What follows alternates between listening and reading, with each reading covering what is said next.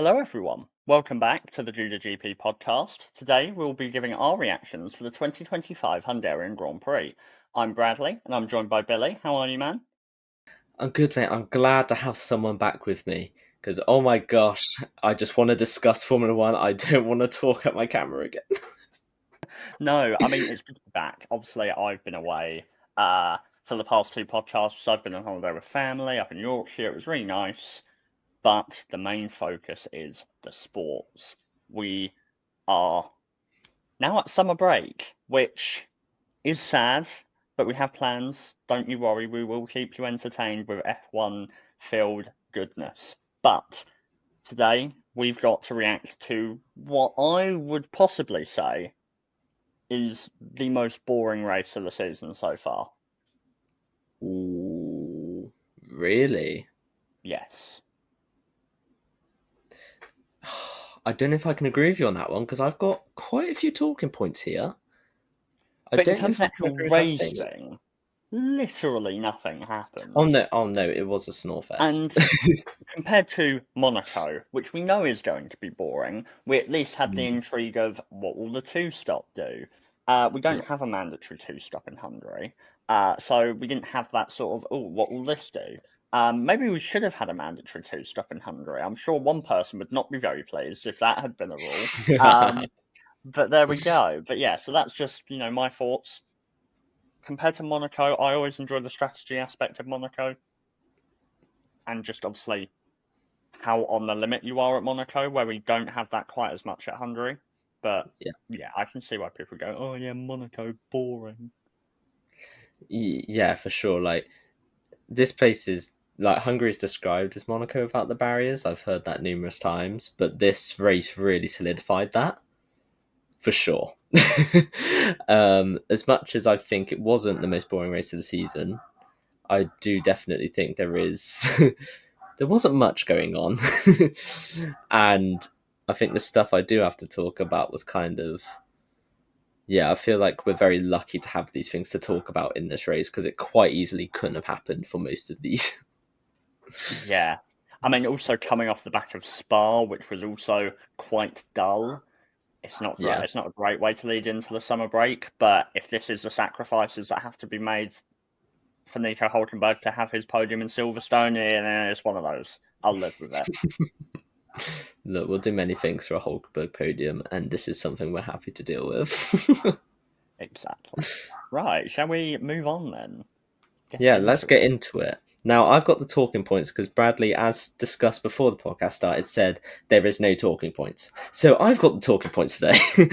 And the first thing I want to talk about is Hamilton's Q2 exit. Obviously, with Leclerc on pole, we know it's not the car. Though I did figure out it's about a 3 to 4 tenth difference between Leclerc's pole lap and Hamilton finishing, I believe it was P12, but don't quote me on that. So not a lot. We've seen bigger gaps between teammates, but this really shows kind of where F1 is in the modern era. There's so little between each car, and sadly, 3 tenths is the difference between 10 and 12 now. Whereas maybe if you're looking back, kind of maybe 2018, 2019, that might have been the difference between first and fifth, possibly, maybe even less than that. Hmm. So this probably had like the biggest talking point on Saturday, more because of Hamilton's statement during his interview where he said they need a new driver, Hmm. which I'm not gonna lie, like there's some media training that needs to be done because Ferrari in previous seasons have had Leclerc and Sainz who don't normally say too much to the press. Leclerc's been a bit different this year, and they're very much looking to be optimistic about what's going on. Whereas they've had Hamilton, who's very, very much will tell you what's going on, and Leclerc's kind of adopting it. So that normal Ferrari thing we see of, oh, they're all positive, but it doesn't seem correct. We're seeing exactly everything this year.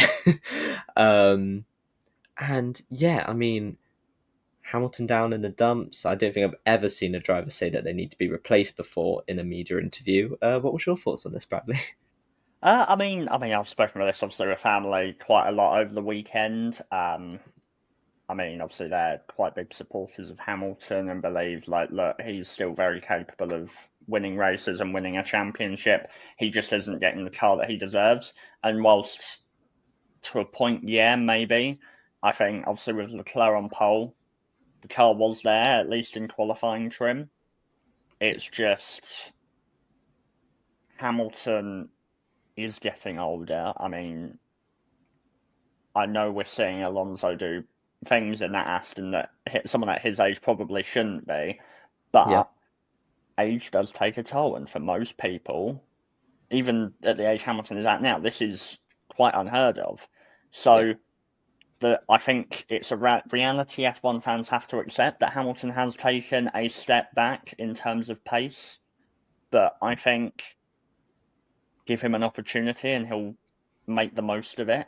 It's just neither him nor the car are quite gelling to make the most of certain opportunities in quali. yeah. But on race day, I still think he can easily be one of the best in the business. That's crazy, right? Because we're talking about a driver who has so many poles. I can't give you the exact amount. I hope you remember. Do you remember the exact number of poles?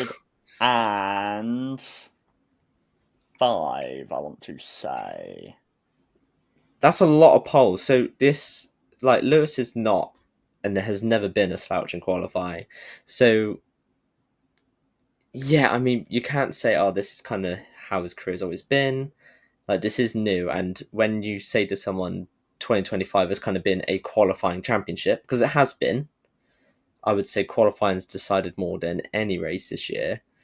So, like, you're kind of looking at it going, Hamilton would be great in this season, but it just hasn't worked out that way. Obviously, wide renowned for his bad memory. One thing he said when he won Silverstone last year was that he didn't remember what it was like to win, which I think is a massive thing to say as a competitor in a motorsport, because you need to have that feeling to fuel the fire. And I think with his bad memory comes recency bias and so easy to knock confidence. And I think with this kind of string of form, we're seeing that knock and we're seeing it get bigger and bigger, and we're seeing more and more issues. And it's really weird. I'm seeing similar parallels, and I hate to go to another sport, especially a lot smaller sport that I doubt anybody knows.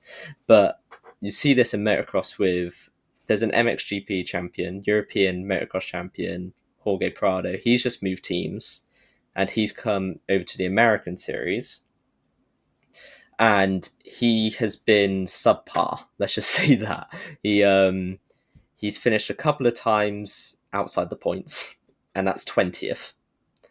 And he's really struggled and not been the person that you've seen in other years.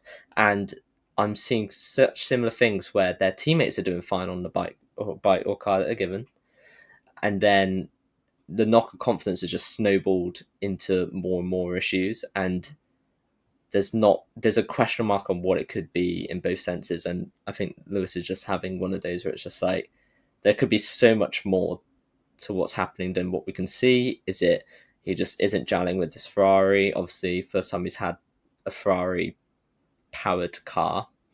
There we go, I'll get my words out. First time he's had a Ferrari back car. First time he's in a new team since 2013 was the last time he moved. You've got age. There's so much that it could be. And yeah, it is perplexing at times because you want to put it on something, but you can't. I did wonder how long it would be before we got a motocross comparison. I know I've done a few MotoGP ones in this podcast this year. Um, I got one. but yeah, there we go. It took a while, but we did get one in the end. But no, I mean, look, I mean, like you say, he's low on confidence right now, and to me, he sounds like a perfect fit for the second Red Bull seat. I mean, just putting it out there, it's sounding very similar. Like, Yeah. there you go. There's the statement and a half. That's what's being announced on the 8th of August. What's being announced on the 8th of August? Is that a link to something? Hamilton's put something on social media, something like cryptic about the 8th of August, and because he's had a bad weekend this weekend, everyone's going, "Oh, he's announcing his retirement," when in reality it's probably just a brand thing. Yeah, he's probably like Project 44, new merch. So, Yeah, probably something it like would that. just be something like that, and everyone's going, "Oh my god, he's retiring." That's crazy. I mean, if it is that, Wow. I am. Prove me wrong. Go ahead. I mean, Yeah. I double dog dare you. But I, yeah, I just can't see it. I can't see him Hamilton announcing a retiring or retirement. Hamilton in the second Red Bull seat. Both. First off, Verstappen said he's staying, and we can probably take that as a definite. Um, we've had statements from kind of both sides. I think Verstappen's definitely staying. I don't think he's saying it just to get the Who was media off his right back for a about while. that? Just wanna Sorry, I don't know who's joined me for this podcast. I can't seem to hear him anymore. Anyway, but yeah, I think with that, I don't think they'd sign a Hamilton. Because first off, that's a lot of money. That's a Yeah, lot of wages going each week. You're cashing out two bank accounts for like two of the most successful champions in the sport under one roof. And first off, we saw a move this weekend that shows them two together in similar machinery, which means they'll probably be close on track, could spell a bit of disaster. So I wouldn't want that. But I back onto the April of August thing. I just don't think Lewis would announce his retirement in that way, no. and I think it'd be a much bigger deal. And I also don't think he would sign a multi-year deal with Ferrari and then announce his retirement literally 8 months in, just to make it easy. 8 months in, like he first off, I don't think he can do that. I'd imagine there's a hefty contract clause for him not to do it. And second of all, he came into this season saying this year's a learning year, Mm. and why should it be taken for anything else? Like, why should it not be a learning year all of a sudden just because he can't get into Q3? Because the race performances are still there. We saw some good performances, good strategy calls from Lewis just last weekend. Like, as much as he does have a recency bias to him because of his memory, I just can't see it being that bad that he goes, I'm done. I can't race a Formula One car anymore. I don't think. Yeah, I mean, look, we'll see. We will see. All right, moving on from that, let's go on to the race. The first thing I want to talk about is Piastri and Norris off the start. Now, a lot of people, I've had a Really couple of people. scraping the barrel here, aren't No, no, no, we? hang on, hang on. I wouldn't have brought this up, but I've had a couple of people talk to me about this already. Like, and I just couldn't believe that it's being brought up. People are saying how aggressive Piastri was off the start, and how he obviously gets Norris pushed back into fourth, eventually fifth, which is fine. I don't think anybody would not expect this in a championship fight between two very close drivers. There's only 9 points between them coming out this weekend. That's how close they are. I don't think anybody wouldn't expect this. I think the biggest talking point out of this is that we're at round 14 going into the summer break, and it's clear to see the game plan for Piastri is not race wins, it's Mm. championship and just beat Lando Norris every weekend. And that's what his focus is, because he didn't go Which for mentions Leclerc. the team as well. Well, I mean, yeah. look, we'll get onto that when we get onto that, but yeah. But yeah, like he didn't care about Leclerc being in the lead, and when Leclerc had good pace, it looked like a bit of a mistake, to be fair, because maybe if he got that move in the first corner, he had Leclerc in between the two of them, might have been all right. But the first thing he thought as soon as he didn't get the start on Leclerc was, let me just make sure Norris does not have a good time in these first few laps, which would have worked if there wasn't a certain strategy call made. But there you go. What do you think? Because I don't know how much of this people have kind of blown out of proportion for. Just look like your average race start to me. I mean, Piastri's not going to want to lose positions. I think I mean, obviously people are going after it because it's Lando, but I reckon if that's Max or Lewis or anyone else, or Mhm. Lance, because Lance is amazing. I reckon it'd still hold position. Yeah, no, I I agree. mean, where did Albon qualify this weekend? You hurt me. Anyway, let's go on to possibly one of the most out of nowhere situations I've ever seen. Verstappen versus Hamilton going into turn four. I was doing my maths. Turn four. Was that almost a Silverstone 2021 reverse situation? Because it's a fast speed corner. The wall is a lot closer than the corner at Stowe. That would have hurt. Um, do you think Verstappen had right to the space, first off? And second of all, was Hamilton right to move? I wouldn't have liked to have seen Lewis. I mean, it is possible to go too wide there Yeah, if you've got two talented drivers, which they are. yeah. I think if Hamilton had committed to staying on track, I Mm. don't think there would have been a collision. I think it would have come out okay. Okay. I wouldn't have liked to have seen Lewis like fully turn in, hit the apex, because obviously Max was there. Yeah. I mean, for me, I would say Max is entitled to space there. What Hmm. the F1 rules say might be different, but for me, as someone that watches, it wasn't outrageously far back. It was just getting a good run and pulling alongside, just. Yeah. But it's enough Yes. to spook your opponent, and that's what it did, which is why Mm. Hamilton went off. So it's a tactic people use in like sim racing and stuff like that. Just make yourself known Mm. and then see what the other driver does. And Max took full advantage. I wasn't expecting it to get a penalty, and it didn't get a penalty, and I'm glad it didn't get a penalty. Yeah. Yeah. I mean, I was going to move on to this. Why was the investigation even necessary? I think yes, it was a dangerous move in a sense of it's a fast speed corner, very tight, and as much as it wasn't really far back, it was far back, and it could have easily been a collision if Lewis didn't move, if the circumstances were the right way. But as you can tell by the way I'm describing it, it's a lot of ifs. Like, why are we investigating an if?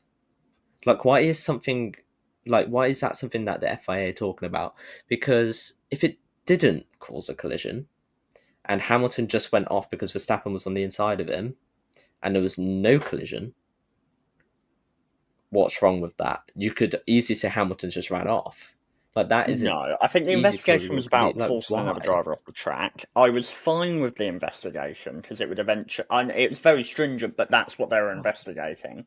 I'm Yeah. fine with the investigation. What I really didn't like was the FIA approaching it with, "We'll investigate it after the race," Mm. because there's no point. Why? Because are you waiting to see, oh, let's see what the gaps are like, and then if something will affect something, we'll give a penalty, and if it doesn't affect anything, we just won't bother? Is that what they're trying to do? Because that's not how you should approach giving out penalties, whether it will cause a position drop or not. I Mm. think it should have easily just been sorted out in race and everyone just moved on with their lives. Well, one thing that they said, or I'd heard anyway, is that they wanted to get the opinion of the drivers. So Verstappen and Hamilton actually got called into a meeting, Hamilton didn't go. which Hamilton didn't go, which I found really funny. And that's why the penalty was like, okay, we can't even investigate this because we don't have the other person's side. Because Hamilton probably heard about it and went, I'm not even wasting my breath. What's the point of that? Because there Yeah, was no collision. Like, yeah. he probably looked at that and went, I've got better things to do right now, like preparing for the 8th of August. So he probably sat there and went, I don't need to. And then that's as soon as the investigation just cut. I just find it insane that that was an investigation in general. Like, I understand where you're coming from, but if there's no collision and there's no pushing, you could say there's a It pushing doesn't off, need to be but a collision for there to be a rule breakage. Is the only issue with that yeah, logic. but it was Hamilton's choice to go off, and I think Yeah, but they would. that's where it And that's lies. what it was, but it potentially might Mm, not have been. yeah. Uh, there you go. There you go. That Because if Hamilton that's had done and argued, I had nowhere else to go, he wasn't going to leave me room, and if I commit to my line, I end up in a wall. it's a different game then, isn't it? Yeah, but yeah, Well, for all the people watching and listening, let us know what you think in the comments. We'd love to know what you think. Do you think penalty? No penalty? Should it have been investigated? Should it not be investigated? Let us know in the comments. Moving on to the next section, and I have a feeling you're going to have a lot to say about this. McLaren strategy split. Favoritism or fair game? Well, if you see a TikTok that I posted a couple of days ago when this is being recorded, you might think I have a certain view on this, and that it's clear favoritism, they're favouring Lando, la-di-la-da. I mean, look, if you keep commenting on that video, I will keep responding because it's really funny. In reality, it's not clear and obvious favouritism. They are not going, we want to deliberately screw Oscar Piastri and hope Lando wins the title. That is not what their goal is here, because truly, McLaren couldn't give a rat's arse who wins the title, as long as one of them does. What is interesting to me is that, especially recently, whenever they've split the strategy, it's just funny that Lando is on the better one, because he was on the better one in Spa, and should have won Spa if he didn't make mistakes. He was on the better one in Hungary and won the race because he didn't make mistakes and drove well. He drove really well. Full credit to him. It's just, if you're Oscar Piastri, you can understand, especially when he's already mentioned in the race, I want to cover off Lando, because that's all he cares about, is beating Lando. And then what they do is not cover off Lando for him and focus on Leclerc, because he comes on the radio, I want to cover off Lando. So what do? Box to overtake Leclerc, which, from his side of the garage, they want to win the race. But they also need to take into consideration the driver wants something different, and sometimes going with what the driver wants is better. Obviously, sometimes it might not be, and there's a bigger picture, la-di-la-da. The two sides of the garage, obviously, are working independently of each other. Oscars wants Oscar to win, Lando's wants Lando to win. That's why you end up with these strategy splits. But if your driver is specifically asking, I want to cover off X, and you go, no, we're going to focus on Y, I would feel annoyed, personally. Yeah. So you can see why Oscar might get frustrated by this. Especially when the last couple of weeks, the strategy has been Lando gets the better tyre that's more likely to go to the end in Spa, and only doesn't catch you because he locks up about 14 different times into several different corners, including Pouon, which I don't know how you lock up into Pouon, but we ignore that. And then this week, being put on the one stop on a track that's impossible to overtake on near enough, and if you've got a ridiculous delta, which obviously the two drivers, they're so close in ability, they're not going to have an 8/10 difference in delta, no matter how much of a tyre advantage you give one compared to the other. Lando did well to not make any mistakes when having Piastri in DRS range, and full credit to him for that. You'll see on my Gouda scale, I've not rated Lando harshly, because it's just, I mean, look, we all want to see them fight on equal terms, la-di-la-da, it be decided on pace. That's not always going to happen. Sometimes people will get the strategy right, sometimes it will work against them. That's part of the sport. My annoyance from it came from a position of, if I was Oscar Piastri, I would be livid on the radio. And so, as a fan, especially as an Aston fan, I don't really care that much. I mean, it makes the championship closer points-wise, so that's a plus as a neutral. It's just looking at it from, I mean, look, we've all played the F1 games or other racing games, la-di-la-da, and so sometimes you just imagine yourself in that seat, imagining how you would be, and I would be annoyed if I was Oscar this weekend. But no, I mean, it's not, ooh, look, we hate you, Oscar, by McLaren. Yeah. No, I completely agree with you, and there's a lot I agree with you from there. It's like, the biggest thing I took from what you said was there's two different sides of the garage. Because there is two different sides of the garage. I think some people fail to see that, is that there is two different teams in that team. And although Oscar's team did the right thing in a sense of, we're going to try and get you to win, that's 7 more points. If Leclerc didn't drop off, I don't know, maybe things were different. So what they're doing is objectively correct, but Lando's team said, hang on, there's a weakness in this strategy here. Do you want to bet on there's no cliff on this tyre? And that's exactly what they did, and it worked. Almost didn't work. Piastri was close enough.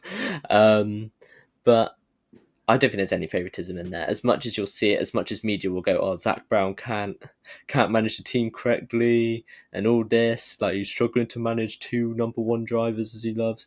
Like, as much as people say that, there's nothing like crazy what happened. It's just an F1 race, and 2 people had 2 different strategies, and it worked out for one and not the other. Also, another thing is that they are so similar on ability. They're so similar on pace. There's not going to be much deficit. And then also, I think with the tyres this weekend, they weren't coming out of the box. It wasn't like they were magically 4 tenths quicker, 6 tenths quicker, 8 tenths quicker. The pace kind of stayed the same across the board, unless you hit a proper cliff. But I don't believe any driver has taken a tyre this year to the cliff. And because I genuinely think the cliff is a puncher this year, because as much as people go tyres are gone, they don't lose seconds of pace. They just don't lose that pace. And I don't know if that's a tyre issue or if that's the drivers just not willing to actually push a tyre that they're on, even if they feel a little bit uncomfortable. They try and pit in as soon as possible. And I think that's kind of where you see these strategy calls. And then Lando's team has come in and said, well, should we risk it with 40 laps? He was fine. Sure, Piastri caught him at the end, and he did his desperate dive bomb attempt like we saw in Austria. But track position is so important this year. And with the tyres not having that deficit, not having the cliff, you almost just fight to get in front of someone, and then you just defend as hard as possible this year. And I think that's where the strategy worked out for Lando, because he could just defend into that first corner and into the third corner, second corner, and he didn't really have to worry too much. Yeah, exactly that. I mean, people have been complaining about Pirelli tyres since they came into the sport. It's, it's always tyres, loady. The teams hate them, the drivers hate them, the fans hate them, but, we all hate we need them for the cars to go, so we have to deal with them. Yep. No, for sure. But yeah, I would be interested to see, because I don't remember which round they did this. You might have to bear with. There was a jump in tyres, so there was like a C3 to C5 jump somewhere. I think that was Spa, or maybe it was harder. Was it Spa that they did it? I'd like to see it be split across the 5, so from the C1 to the C5, hard tyre, soft tyre, and then that medium tyre being a C3. So then you see a much bigger deficit between the tyres, and then you see a lot of different strategy calls. Maybe you have more pit stops of people going, you're going to be so much faster on this tyre, or you've got people just slogging it and just defending. You would see an Alex Albon masterclass on defending that weekend if he to ever do it, and if he could get high up there, because this weekend wasn't a bright spark. But can't do much defending if you qualify last. Look, I've actually got nowhere to talk about it on this podcast in the talking points, but I will just say it wasn't just Albon struggling in that car, because that car was not near the pace it's normally at. But there you go. I'll leave it there. Albon qualified last. Stroll. Look, someone. Yeah, third row of the grid. Who qualified last in Belgium? We don't talk about Belgium. Yeah, well, Belgium was also the car. Belgium was even more the car than this week was for Williams, because we locked out the back row in Spa. Don't you think it's convenient that the last GP that Lance Stroll qualified last in, you didn't turn up to the podcast for it? Yeah, it's almost as if I knew. But yeah, no. It's almost like you knew your driver wasn't going to do it. Anyway. But yeah, I don't even know where this segment started. So Shall we segue into the next segment? Absolutely. You segue on Absolutely. ahead.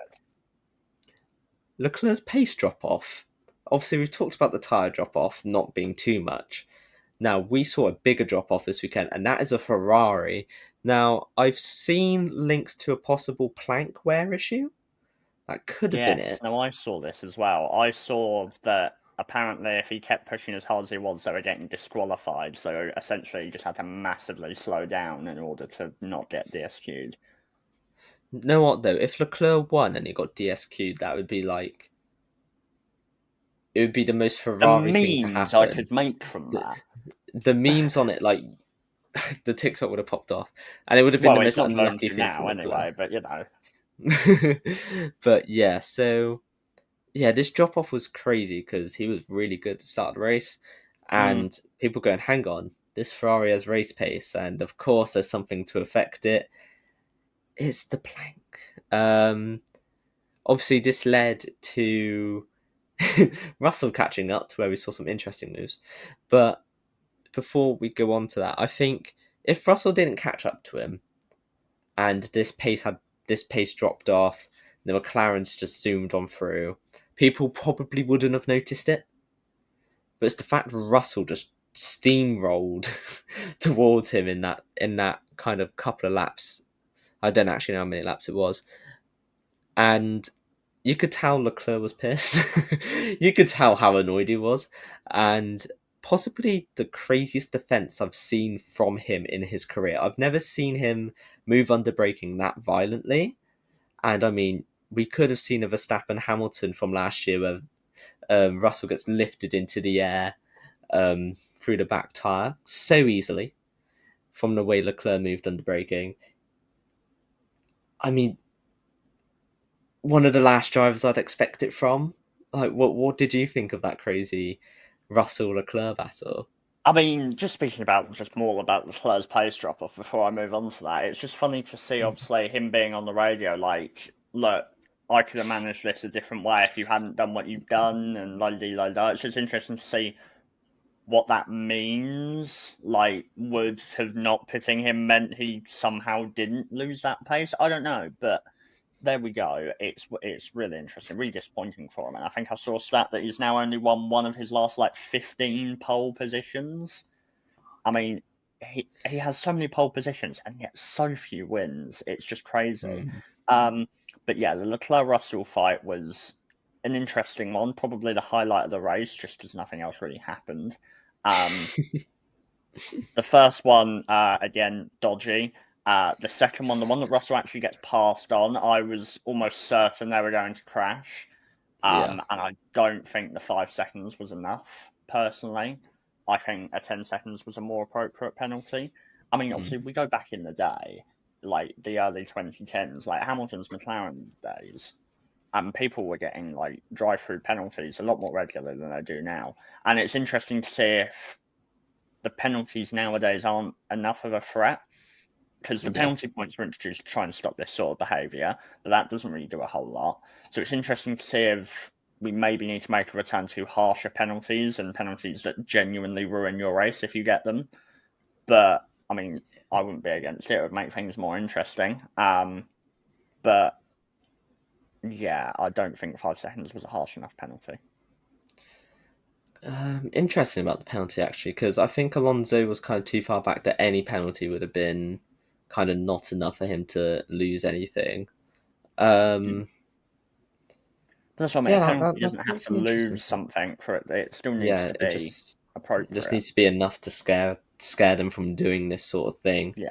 No, I agree with you. 5 seconds doesn't seem enough considering Russell literally had to move under braking with him to make sure he didn't hit. Because I mean, if you haven't seen it, go watch it because I haven't seen anything like it in a long fucking time.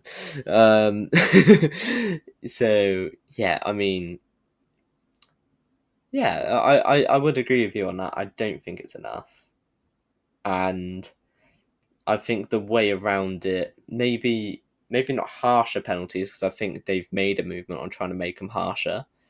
Though I feel like they're going back down to the fives, where I feel like they made kind of like this conscious effort maybe it was like 2023. I don't remember when they brought it in, but they were like, "Yeah, 10 seconds is going to be minimum," and they did it for quite a while, and now all of a sudden we're back down to fives again. Like it's a bit of a weird one, but does the penalty points need to be lowered? Does it need to be, instead of 12, does it need to be like 8 or 10? Maybe. So then it doesn't stop these drivers from not racing, because at the end of the day, it's given us something to talk about. It's Mm, probably generated views on YouTube, and it's entertained people. The fact that he has moved under braking, and you don't want him to just let him go by, wave him through. You don't want to see that. You want to see a race. And as much as it's out of rules, you don't want to go too harsh to the point of people are going to be afraid to try and overtake each other, or afraid to defend from another driver. So it's trying to find that balance, isn't it? And I yeah. think it's a tough it's a tough it's a That's why tough they're thing to paid try to and do it, I create, suppose. I mean, or once pay to again, we're not do talking it, I about the suppose. FIA. What a surprise. I mean, that's the second time they've been brought up this podcast. Last thing I want to talk about, talking of crazy moves, Oscar Piastri's last dash attempt. Obviously, there was a battle towards the end of the race, and we all wanted to see that battle. Nothing wrong with the battle. The only thing I want to talk about is the fact that it was another inside lockup towards Lando Norris. And not because it could have been contact, it could have been papaya rules crazy, McLaren in absolute turmoil. None of that. I'm noticing a link that every time Piastri gets close to Lando and he's got kind of one attempt at it, it's down the inside and it's a horrendous lockup. Like, it just seems to be the Hail Mary move that he attempts, and every single time it just ends in him almost getting into the back of Lando. Is this kind of like the cracks starting to show very specifically, and you can start to see the signs of, if he wants to go for it, he's going to go down the inside? And does that make him predictable in future battles for Lando, where if there is a last lap dash, say if you get to Abu Dhabi, these two are right next to each other, is Lando just going to be like, go around my outside because I know exactly what you're going to do on the inside? Does it almost work in Lando's favour? Not necessarily. I mean, I just feel, I mean, the two tracks it's happened at is Austria, where obviously in the middle sector, dirty air plays quite a significant part, and Hungary, where track position is vital. If we're Yeah. seeing this at a track like, Spa, or, other tracks that are more available for racing, Mm. it doesn't have to be the only tool in Oscar's locker. I mean, it was a mistake from him because it completely wrecked any chance at him making a move on the final lap. And aside from that, I mean, it was fine. It's just impossible to overtake round Hungary, and he knew that. And he also knows that if he gets past Lando, that's a 14-point swing in the championship in his favour. So he knows the stakes are huge. But Mm. I don't know. I mean, it's not one of those that's horrible. It potentially could have been. And obviously, if he had hit him, spun him round and taken him out, and Austria had gone on to win, again, good meme opportunity. But then we'd be sitting here saying it was a mistake. He shouldn't have been that aggressive. But Yeah. we'll see. You can't really say someone's doing something wrong until something happens. You can try and prevent it, but at the end of the day, they're doing a race, and Mm. Austria is aggressive, and it's up And to they're fighting Lando for to a try and title. combat that. Like, this is like their dream. Like, this is the dream since they were a kid. This is the reason they're in the sport, is that they want to be world champion. And the way that the sport is, if you don't have the car, doesn't matter how good you are. Look at Verstappen. Almost had an unbeaten year almost 2 years ago, and now he's in eighth and ninth, fighting cars you'd argue would be slower, but I'm actually going to say it's kind of on par now. So going into a regulation change, you don't know where McLaren are going to be. For either of these drivers, they could look at this and go, this is my only chance. Lando's probably looking at it as this because he knows what it's like to be stuck in a team that can't get out of the midfield. And he's thinking, if I don't win it this year and I get stuck with this same thing that I've had literally every other year in my career apart from last year and this year, I won't get this opportunity again, which is weight's huge weight. So you can see why these moves come in. You can see like why they're going for it, and if there was a collision, you can always go back to it and say, look, as much as it was a mistake, he went for it because he's watching his dream and he realizes he can get it. So it's one of those. I like it's because there will be people asking, was it too aggressive? In fact, I think they came over the radio. McLaren came over the radio saying that's not how we race. But if you look at it mentally, you look at what these two drivers have in front of them. Of course, they're racing the way they're racing. You know. And I'm not a massive fan of the whole, oh, don't be aggressive against your teammate kind of thing. The way I see it, yes, if needed, work as a team, but at the end of the day, for the Drivers' Championship, you're on your own. And yeah, it's all the all. Just go for it, race them like you would others. Maybe give a bit more room, but other than that, don't shy out of moves just because it's your teammate. No, exactly. I completely agree with you, especially when a tile is on the line. And they've got such a massive constructors lead. I saw it earlier and I literally had to double take. I was like, they've got that many points difference already? I mean, I say already, we're 14 rounds in, but it is crazy. This year's flying by. And hopefully the points stay this close for the rest of the season, because I'd love to go into Abu Dhabi with a 9-point difference. It would be insane. Yes. In fact, let's go into Abu Dhabi with a 6-point difference and watch the sparks fly. It'd be brilliant. Just equal on points, not, you know. I mean, we're not asking for anything fancy, are we? No.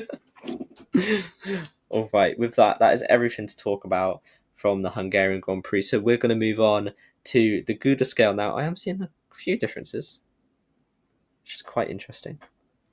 And Bradley is quick to normally admit is if he does the Gouda scale first, there's a lot of similarities because I take inspiration from him.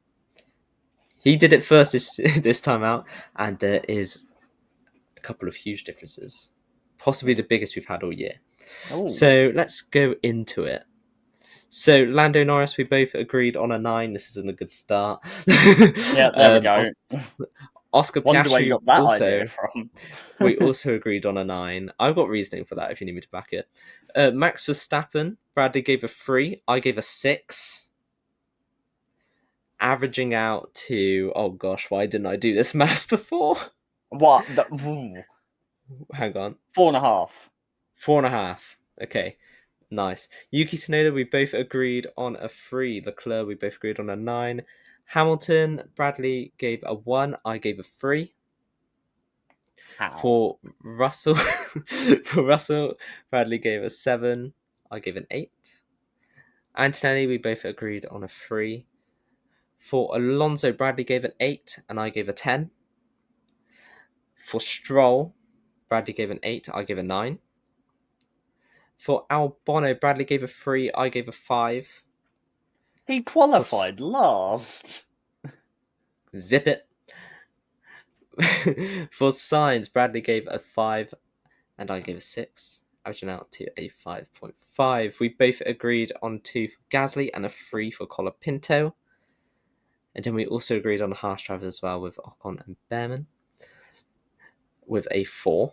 Let me get the score out there as well. I was going to say, I was waiting for you to say what we gave them.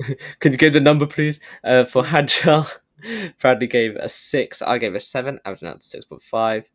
For Lawson, Bradley gave a 7. I gave an 8, averaging out to a 7.5. Hulkenberg, we both agreed on a 2. And for Bortoletto, Bradley gave an 8 and I gave a 10. Averaging out to a 9. Nice. So there you go. I feel like you're going to want me... Alex Albon bias in those ratings, though. Look.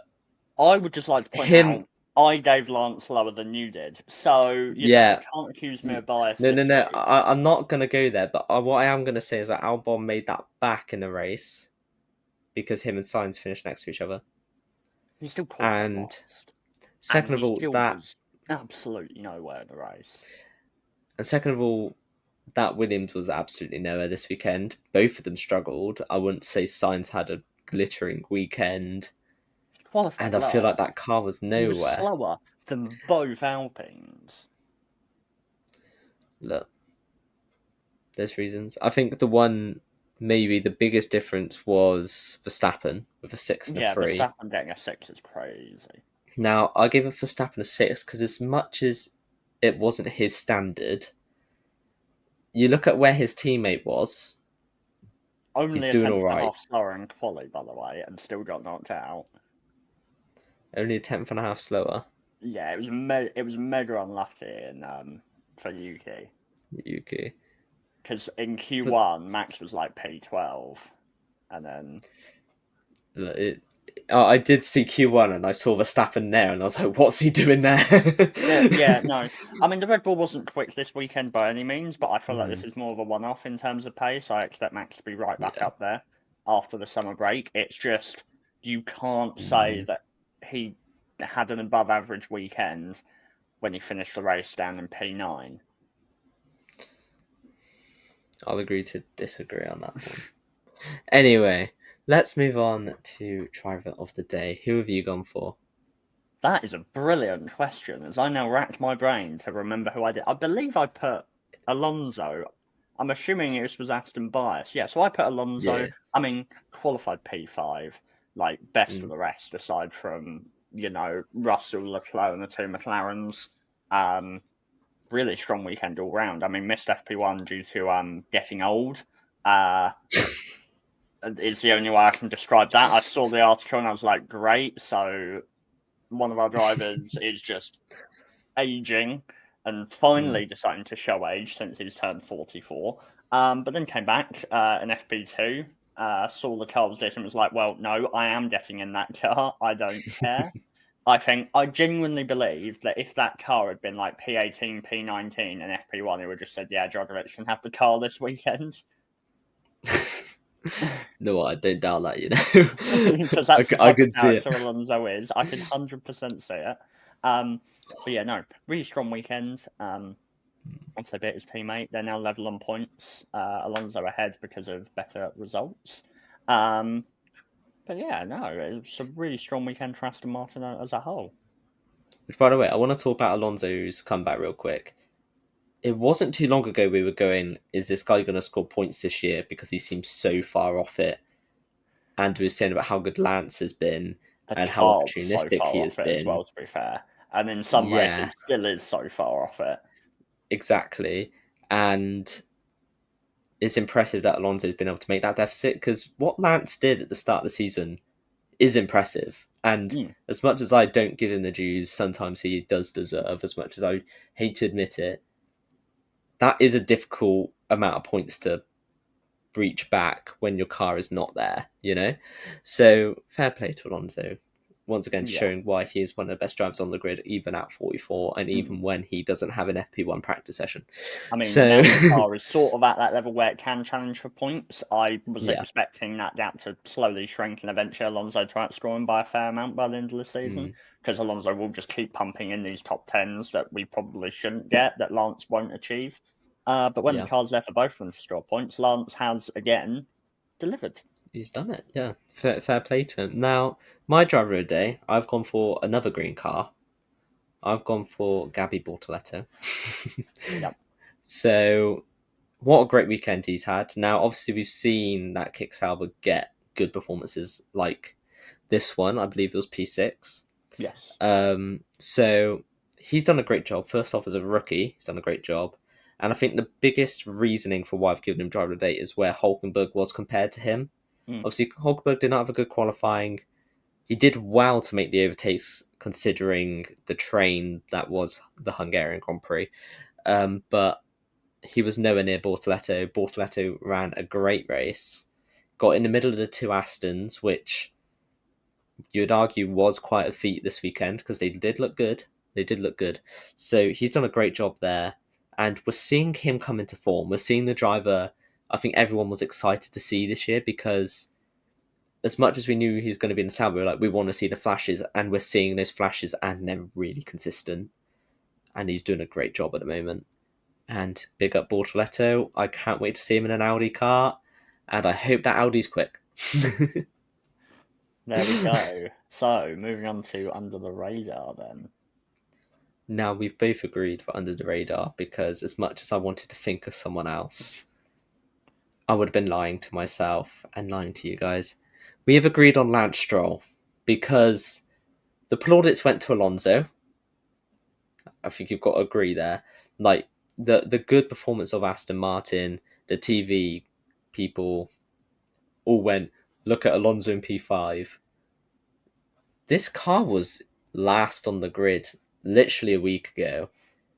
And as much as Alonso's doing great in fifth, Lance Stroll's in seventh as well. Like, he's backing this up. Like this, he's been able to also get this car up the grid. It's not just Alonso's magnificence, his talent. Stroll has also done a great job this weekend, and it has gone under the radar because people are focusing on Alonso's result rather than the fact of the Aston result, which is what it should be. Especially when you look at Spa and how down bad they were. So, fair play to Lance. I'm going to let Bradley talk about Lance it could have been because I know P6. Bradley's got plenty. Slightly mismanaged Lance's strategy, which meant he couldn't get past Bortoletto. But other than that, still a really strong weekend. P6 in quality. Like a tenth and a half off pole. Yeah. It's really good because obviously quality is a big struggle for Lance. It wouldn't have surprised me even if Alonso up there in P5, even if Reed's in like a P14 from Lance or something like that, because sometimes that's just the performances he puts in quality. But no, he backed it up, qualified right behind Alonso, and I think if he performed like that week in, week out, people wouldn't complain that he has that seat. Because they'd go, you know what? He's doing well compared to a two-time world champion. It is what it is. Yeah. No, I think a solid result, a solid haul of points, and continuing what I believe is Lance's best season in Formula One. Yeah. Well, yeah, I look back on his racing point days because I think that those are the days that he was shutting people up really because he was doing some great work in that pink car, and people did stop saying that he's only in the sport for his money, for his dad's money, and all of that, all that fun stuff that he gets. Obviously, it's come back. Obviously, after last year, Brazil, I think it was worth coming back. But like this year, he's done a great job, and I think he's putting in performances that does warrant him a seat. And as much as I'd love to see a Felipe Drugovich in the car, or maybe a young driver, maybe I don't know, something about that. Maybe just someone. Maybe I don't know. Fails to think of a name entirely from the F2 grid, given he watched it at Silverstone, but I can't remember any of the names. That's not. I was going to say someone a bit more exciting, but that felt a bit mean. Yeah, like they could put. I will anyone like in the car. more Lance Stroll TikToks on the Gouda GP TikTok. Oh my gosh, guys! I went on the Gouda GP TikTok the other day because I was running it while Bradley was away, and I was looking for some inspiration to do a TikTok on. I almost sent this to Bradley, raging. Then I thought he's on holiday. I can't do this to him. I had 10 Lance Stroll TikToks in a row. In a row. And oh my gosh. It was the longest 10 minutes of my life. As I'm scrolling through, and at least every other TikTok is a Lance Stroll TikTok. And I'm just thinking, I'm trying to find inspiration. And all I can find are these Lance Stroll fans who are saying, big up Lance Stroll. Lance Stroll doesn't deserve the hate, which to be fair, at times he doesn't deserve the hate that he gets. But still, like, it was crazy the amount of Lance Stroll TikToks I've seen. I didn't even know there was that many Lance Stroll fans on the earth, but I there know is. it does. It surprises me as well, but I love it. And any other Lance Stroll fans that listen or watch, do make yourself known. You will immediately become my favourite listeners. There you go, guys. Let us know if you're a Lance Stroll fan and don't lie. Anyway, moving on from under the radar, fair play to Lance Stroll. We'll big him up one more time. Shock of the race. Now, my shock of the race was Leclerc's drop off because it was like falling off a cliff. Because he was fighting for the win and he just falls to fourth, just like that. It was crazy. I don't think anybody expected it, and it's such a shame because he had a great weekend going. And it did shock me because I thought if they're losing this race, it's going to be down to strategy. It was down to the plank. And Who saw that the coming? part on the car, not the position. Oh my god. Yeah, there we go. Right, He move on to your He shock of the figured it out. race.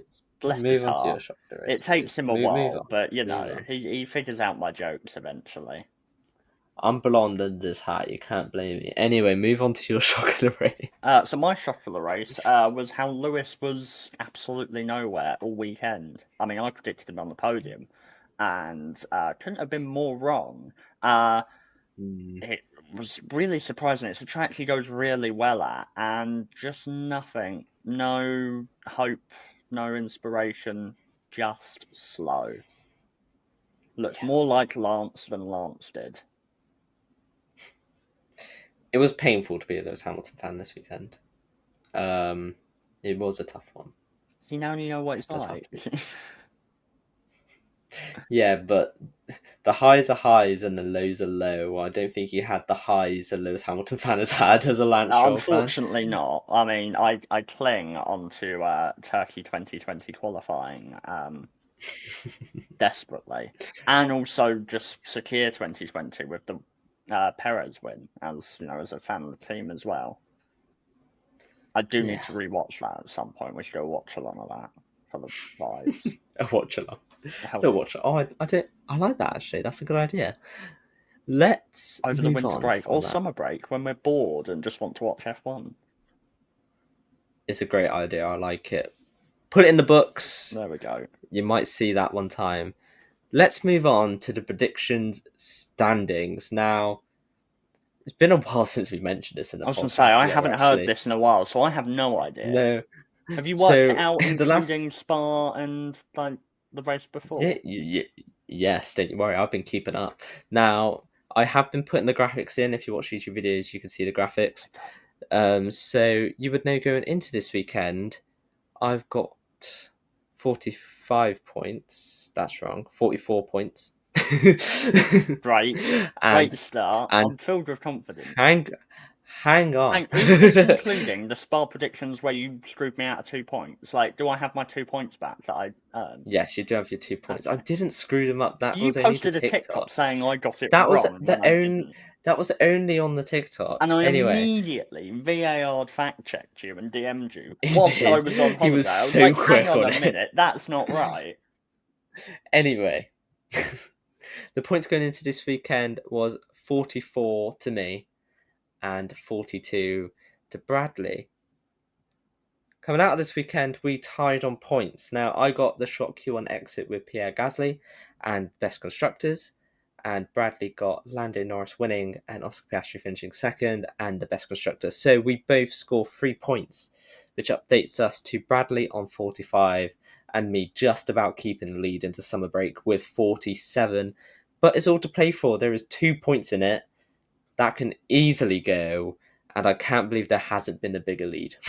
Honestly, we've been so close all season. It's really good, really exciting, and it shows that even whoever ends up losing still has good wheel knowledge. Still has wheel knowledge. I mean, I think possibly by the end of the season we could get close to that 80-point mark, which I think is quite impressive for a prediction championship, personally, on our point system. So, yeah, it's close. I mean, let us know who you think is going to win the prediction championship. We want to know who you're backing, and if you don't say me, if it's any different.